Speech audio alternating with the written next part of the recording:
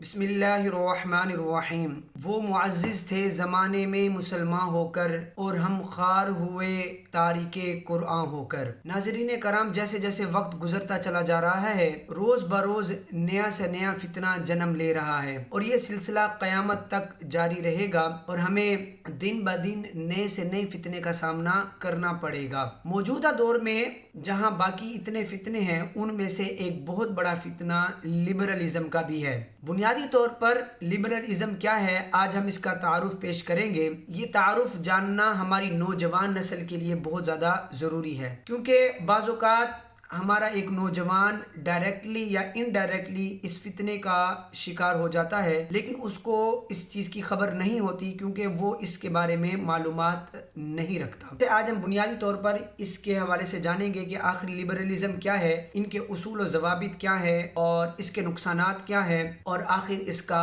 हल क्या है। सबसे पहले हम लिबरलिज़म की तारीफ पर गौर करते हैं। तो जो लफ्ज़ लिबरल है, इसका लुगत में माना है आज़ाद होना। इस्तिलाही तौर पर लिबरलिज़म कहते हैं कि खुद को इनफरादी हैसियत से दीन से आज़ाद समझना, यानी जो लिबरल शख्स है वो अपने आप को दीनी हवाले से इनफरादी तौर पर आज़ाद समझता है, दीनी कवानीन से खुद को आज़ाद समझकर बिल्कुल आज़ाद ज़िंदगी गुजारने का ख्वाहिशमंद होता है। याद रखें, लिबरल लोग किसी भी मुदाखलत को तस्लीम नहीं करते, चाहे वो मुदाखलत रियासत की तरफ से हो या मजहब की तरफ से। यानी जो कवानीन दीन हम पर लागू करता है, तो ये तबका यानी ये लिबरल तबका उसको तस्लीम नहीं करता, बल्कि वो ये समझता है कि हमारी मर्जी, हम जिस तरह मर्जी रहें। कि दीन कौन होता है कि हम पर किसी किस्म की पाबंदी लगाने वाला। जहाँ तक तारीख की बात है, तो याद रखें कि एक बरतानवी फलसफी गुजरा है, जॉन लैक। ये वो पहला शख्स है जिसने लिबरलिज्म को बाकायदा एक फलसफा और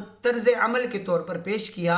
और ये याद रखें कि लिबरलिज्म का फलसफा तब से फैलने लगा जब से साइंस ने तरक्की करना शुरू की। जब साइंस ने तरक्की की तो उसने मजहब पर कई तरह के एतराज़ात कायम किए और इस तबके ने इंसान की प्राइवेट लाइफ से दीन को हर तरह से मुअत्तल करने की हर मुमकिन कोशिश की। तो इससे पता लगा कि जब से साइंस ने तरक्की की है, तब से इस लिबरलिज्म फितने को भी उरूज हासिल हुआ है। नंबर 2 पर हम लिबरलिज्म के उसूल और ज़वाबित पर बात करते हैं। लिबरलिज्म को जो पहला असूल है वो है आज़ादी यानी फ्रीडम। लिबरल लोग अपने आप को हर तरह से आज़ाद समझने का तसव्वुर रखते हैं। उनका ये उसूल है कि हम हर तरह से आज़ाद हैं, हम पर कोई कानून भी अपनी मर्जी नहीं चला सकता। वो ये समझते हैं कि इंसान ज़ाती ज़िंदगी में मुकम्मल तौर पर आज़ाद पैदा हुआ है। वो चाहे पानी पिए, शराब पिए या पेशाब पिए, उससे कोई पूछने वाला नहीं है। उसकी ज़ाती ज़िंदगी में कोई दखल अंदाजी नहीं कर सकता, भले वो उसके माँ बाप ही क्यों ना हो, उससे कोई पूछ गुछ नहीं कर सकता। ये इनका तसव्वुर है। वो ये समझते हैं कि हम हर तरह से आज़ाद हैं, हमसे कोई पूछने वाला नहीं है और ना हम किसी को जवाब दे हैं, भले वो दीन है या रियासत। नंबर 2 पर इनका उसूल है बराबरी यानी मसावात। वो ये समझते हैं कि मर्द और औरत हर मामले में बराबर हैं। अगर मर्द को 4 औरतें रखने की इजाजत है, तो औरत को भी ये इजाजत होनी चाहिए कि वो भी अपने पास 4 मर्द रखे। इसी तरह इनका ये दावा होता है कि जिस तरह मर्द हर तरह की जॉब कर सकता है, इसी तरह औरत भी हर तरह से जॉब कर सकती है। और इस तरह का तबका इस्लाम के बहुत से कवानीन और उसूल पर एतराज करता है। वो इस चीज पर एतराज करता है कि आखिर इस्लाम में लड़के को दुगना क्यों दिया जाता है, ये शायद जुल्म है। तो इस तरह के बेवकूफ़ाना बहुत से ये एतराज़ात इस्लाम के बुनियादी उसूलों पर करते हैं, जिन एतराज़ात की बुनियादी वजह इल्म की कमी और दीन से दूरी है। तीसरे नंबर पर हम इसके नुकसानात पर अगर नजर डालें, जो सबसे बड़ा नुकसान लिबरलिज्म का है वो है बर्बरियत यानी जुल्म। यानी जब इंसान अपने आप को सब चीज़ों से मुबर्रा समझेगा, हर कानून से आज़ाद समझेगा, तो फिर एक जुल्म और बर्बरियत का माहौल मुआशरे में कायम हो जाएगा।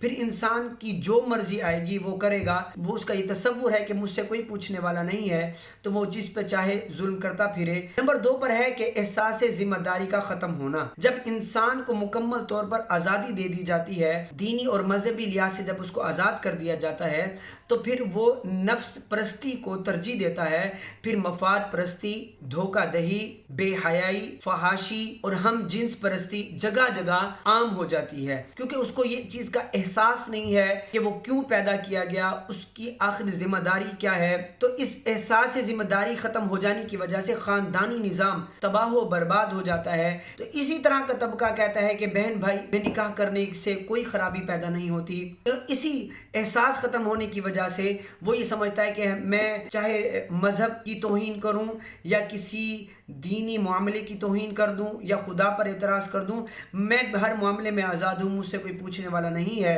تو اس احساس ذمہ داری کے ختم ہو جانے کی وجہ سے وہ انسان گمراہ سے گمراہ ترین غار کی طرف اپنے آپ کو دھکیل دیتا ہے۔ نمبر 3 پر جو لبرلزم کا نقصان ہے وہ ہے آزادی اظہار رائے۔ جب انسان آزاد ہوتا ہے تو اس کے دل میں جو اعتراض آتا ہے، جو اس کا دل کرتا ہے، اس اپنی رائے کا وہ اظہار برملا طریقے سے کر دیتا ہے، چاہے وہ اب اس کا اظہار دین کے مخالف ہو یا دین کے اصول کے مخالف ہو یا دیندار طبقے کے مخالف ہو، تو وہ اس کی پرواہ نہیں کرتا، بلکہ وہ دھڑلے سے ہر معاملے کے اندر اعتراض قائم کرنے کا اپنے آپ کو اہل سمجھتا ہے، جو کہ اب ہمارے معاشرے میں ہو رہا ہے کہ ہر آئے دن کوئی نہ کوئی شخص دین پر یا دینی طبقے پر اعتراض کر دیتا ہے، کیونکہ جو چیز ان کی سمجھ میں نہیں آتی تو وہ اس کا انکار کر دیتے ہیں۔ وہ اپنی اظہار رائے کی وجہ سے خود سے قرآن کا مطلب نکالتے ہیں، خود سے حدیث کا مطلب نکالتے ہیں۔ اسی آزادی اظہار رائے کی وجہ سے وہ دین کا نقشہ بگاڑنے کی کوشش کرتے ہیں۔ یہ لبرلزم کا سب سے بڑا نقصان ہے جو ہمارے دین اور ہمارے معاشرے کو پہنچ رہا ہے۔ اور آخر میں اگر ہم لبرلزم کے حل کی بات کریں تو یقین کریں ہر فتنے کا حل صرف قرآن و حدیث پر عمل کرنا ہے۔ اسی طرح اس فتنے کا بھی جو حل ہے، اس فلسفے کا جو رد ہے، وہ صرف قرآن و حدیث پر عمل کرنے کی وجہ سے ہی کیا جا سکتا ہے۔ لبرلزم کی جو بنیاد ہے وہ سائنسی نظریے پر رکھی جاتی ہے، سائنسی مشاہدات پر رکھی جاتی ہے، اور یہ سائنسی نظریہ بعض اوقات غلط بھی ثابت ہو جاتا ہے، لیکن قرآنی نظریہ جو ہے اور قرآن و حدیث کے جو فیصلے ہیں وہ تا قیامت مسلم ہے، اس میں کوئی تبدیلی نہیں آئے گی۔ سائنس تو تبدیل ہو سکتی ہے لیکن قرآن و حدیث کا فیصلہ غلط یا جھوٹا ثابت نہیں ہو سکتا۔ تو اس لیے ہمیں چاہیے کہ ہم قرآن و حدیث پر عمل پیرا ہوں۔ اگر ہم نے اس قرآن و حدیث کا راستہ چھوڑ دیا تو ہم لبرلزم کے اس تاریک ترین غار میں داخل ہو جائیں گے جہاں اپنی منمانی، جہاں دھوکہ دہی، جہاں مفاد پرستی، بے حیائی اور فحاشی کا دور دورہ ہوگا، جہاں دین اور دین والوں کی عزت کی دھجیاں اڑائی جائیں گی۔ تو اس کا ایک ہی حل ہے کہ دین اور دین والوں کے ساتھ رابطہ قائم کرنا اور ساری زندگی انہی کے ساتھ منسلک رہنا۔ اللہ تعالی ہمارا حامی و ناصر ہو، اللہ تعالی ہمیں اور ہماری نسلوں کو اس فتنے سے محفوظ فرمائے، آمین، جزاک اللہ۔